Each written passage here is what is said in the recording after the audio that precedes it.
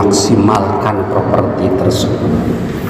Bahkan seringkali properti tersebut dianggap sebagai problem, sebagai trouble, sebagai sesuatu yang menjadi masalah. Itu adalah concern bagi kita sebetulnya. Apa itu? Sederhana, sholat. Sholat itu merupakan sebuah kekayaan yang luar biasa dalam sholat, dalam Islam. Sholat itu sesuatu yang demikian sangat mulia, sebuah mutiara yang teramat indah, luar biasa. Akan tetapi patut disayangkan, banyak orang Islam melihat sholat ini bukan merupakan sebuah potensi, bukan merupakan sebuah aset, bukan merupakan sebuah sesuatu yang memiliki nilai yang nantinya ketika bisa dilaksanakan dan dikerjakan dengan baik secara tepat, maka akan menghasilkan prestasi luar biasa dunia dan akhirat. Ini adalah sebuah ironi, sesuatu yang sebetulnya tidak perlu terjadi. Dampaknya adalah banyak umat Islam yang berbondong-bondong meninggalkan sholat. Kalau Bapak lakukan survei kepada mahasiswa Bapak yang orang Islam, saya kok tidak yakin di dalam 1 minggu semua mahasiswa itu tidak pernah tidak meninggalkan sholat. Selalu ada saja sholat yang ditinggalkan. Kalau kita mau melakukan survei yang lebih luas lagi, banyak sekali orang-orang yang ketika ditanya, sudah sholat? Enggak, saya enggak sholat. Walaupun dia mengaku sebagai orang Islam. Hal itu hadirin yang dimuliakan Allah perlu menjadi pemikiran kita semuanya. Paling tidak bagi kita, apakah pemikiran negatif terhadap sholat itu sudah berhasil atau sudah kita upayakan untuk kita moderasi, untuk kita minimalisir, dan kemudian tumbuh sikap kita, tumbuh keyakinan kita, tumbuh image kita bahwa sholat itu adalah sesuatu yang sangat menyenangkan, sesuatu kenikmatan, sesuatu yang akan menjadikan kita bertambah dan bertambah berprestasi. Tentu saja kita harus mampu melaksanakan itu.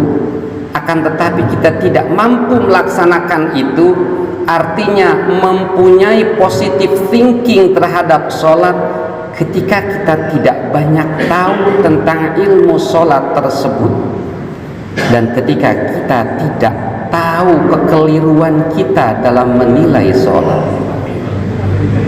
Hadirin, paling tidak dalam kacamata khatib, salah satu hal yang merupakan PR besar kita ketika melihat sholat itu adalah melihat sholat sebagai sesuatu yang bisa berdampak langsung kepada kita. Dampak langsung itu kalau di dalam proses produksi, yakni produk yang dihasilkan.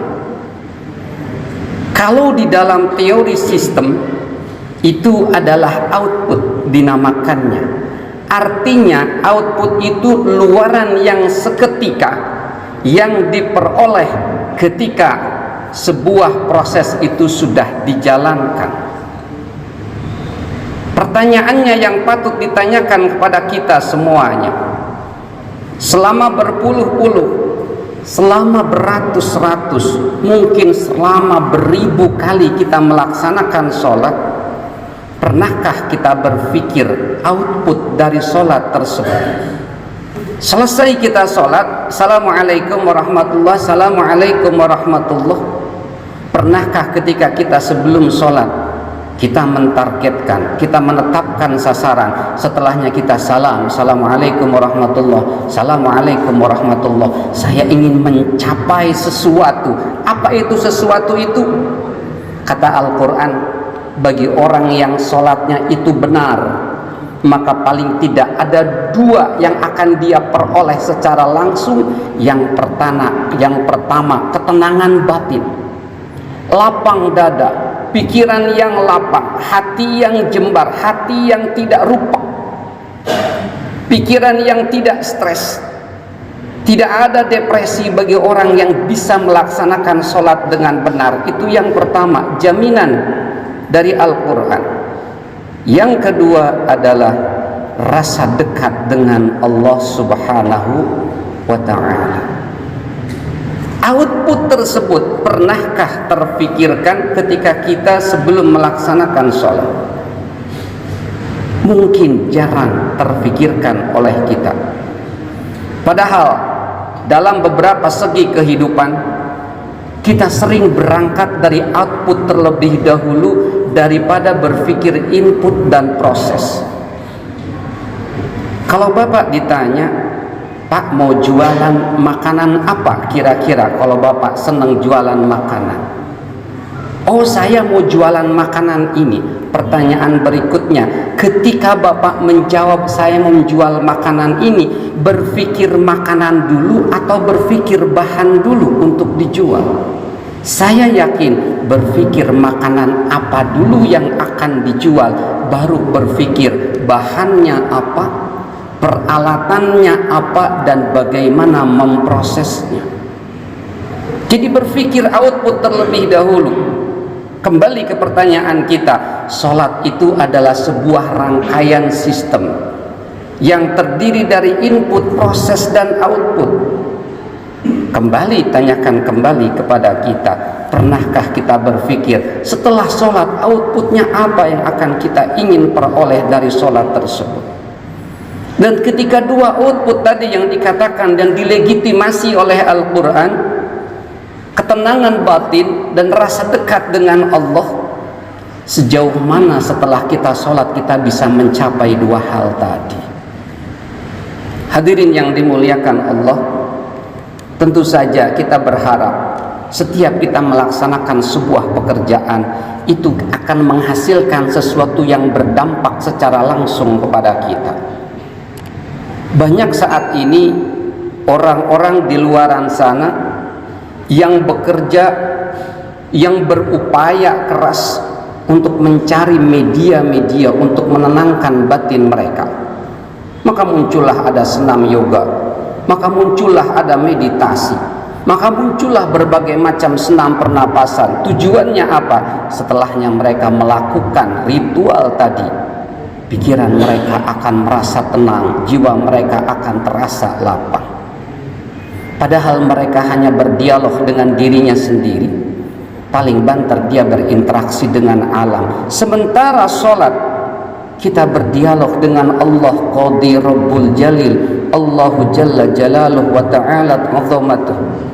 Kita berdialog dengan beliau, kita berdialog dengan dia, dan kita memanjatkan doa kepada dia, dan kita melakukan ritual dan gerakan-gerakan yang akan mendekatkan diri kita kepada Allah Subhanahu wa ta'ala. Hadirin yang dimuliakan Allah, sedikit tips saja, karena di dalam form khutbah kita tidak bisa berlama-lama menyajikan materi. Tips kita agar kita bisa memperoleh rasa dekat dengan Allah ketika kita sholat, dan rasa tenang, rasa damai ketika kita setelah melaksanakan sholat. Yang pertama, dalam hadis dikisahkan Rasulullah Shallallahu Alaihi Wasallam itu pernah mengalami kegalauan, gelisah, keluar masuk rumah, keluar masuk rumah, nunggu Bilal, mana Bilal kok tidak datang-datang. Ketika Bilal datang, maka kemudian Rasulullah demikian sangat sumringah dan kemudian berkata kepada Bilal, ya Bilal, arihna bis sholah. Wahai Bilal, istirahatkan kami dengan sholat. Dari hadis ini kita bisa mengambil sebuah tips bahwa sholat itu adalah merupakan istirahatnya orang yang beriman. Bagaimana perilaku seorang yang istirahat? Dari gerak tubuhnya tidak ada yang namanya ketegangan, stres, mungkin takbiratul ihram nggak jadi-jadi karena syak atau ragu. Namanya orang istirahat, rileks. Yang kedua, orang istirahat itu salah satu indikasinya melupakan hal-hal yang akan membuat dia menjadi stres. Dan apa itu? Haqqul yakin. Hal yang membuat kita stres adalah urusan duniawi. Tidak pernah dalam sejarah ada orang yang dekat dengan Allah, ada orang yang senantiasa mendekat kepada Allah, ada orang yang senantiasa berpikir akhirat, kemudian dia stres. Belum pernah ada. Orang yang stres, depresi, kemudian mental disability, itu faktornya adalah terlalu betul-betul secara ekstrim berpikir tentang duniawi. Maka ketika kita sholat, kita lupakan urusan dunia. Kita istirahatkan sejenak pikiran kita selama 5-6 menit dari urusan dunia. Kita hanya ingat kepada Allah Subhanahu wa ta'ala. Itulah tips pertama yang bisa kita lakukan. As-sholatu rohatul mu'mini. Sholat itu istirahatnya orang yang beriman. Tips yang kedua, tidak usah banyak-banyak. Tips yang kedua, godaan dalam sholat untuk berpikir dunia itu selalu ada. Hakul yakin, setan akan senantiasa berjuang untuk memalingkan pikiran kita ketika kita sholat. Dan pikiran dan nafsu kita seringkali menggelayuti pikiran dan hati kita ketika kita sholat. Maka bagaimana tipsnya untuk menghadapi ini? Arahkan ketika kita mengingat kepada urusan dunia itu kepada doa. Ketika kita ingat bahwa kita sholat, saya belum mengerjakan tugas, ya Allah, berikan kemampuan saya untuk melaksanakan tugas dengan sebaik-baiknya, tanpa merubah bacaan yang kita baca, tanpa mereka bacaan yang harus kita katakan ketika kita sholat. Kita bisa alihkan pikiran-pikiran duniawi kita kepada doa. Terus itu lakukan sepanjang kita sholat, sambil kita terus berupaya melupakan urusan duniawi. Fa insyaallah kita akan mendapati ketenangan dan kedamaian pasca sholat dan rasa dekat dengan Allah Subhanahu wa ta'ala. Masih banyak tips yang mungkin pada kesempatan yang akan datang akan khatib hadirkan satu persatu untuk memperkaya pengetahuan kita, bagaimana kita menjadi penikmat sholat. Ketika banyak penikmat kopi, ketika banyak penikmat jalan-jalan, marilah kita bersama-sama berkampanye, mengkampanyekan kepada diri kita dan kepada keluarga kita, masyarakat kita, menjadi penikmat sholat. Barakallahu li wa lakum fil Qur'anil Karim wa nafa'ani wa iyyakum bima fihi minal ayati wadh-dhikril hakim wa taqabbalallahu minni wa minkum tilawatahu innahu huwas samiul alim wa qur rabbighfir warham wa anta khairur rahimin.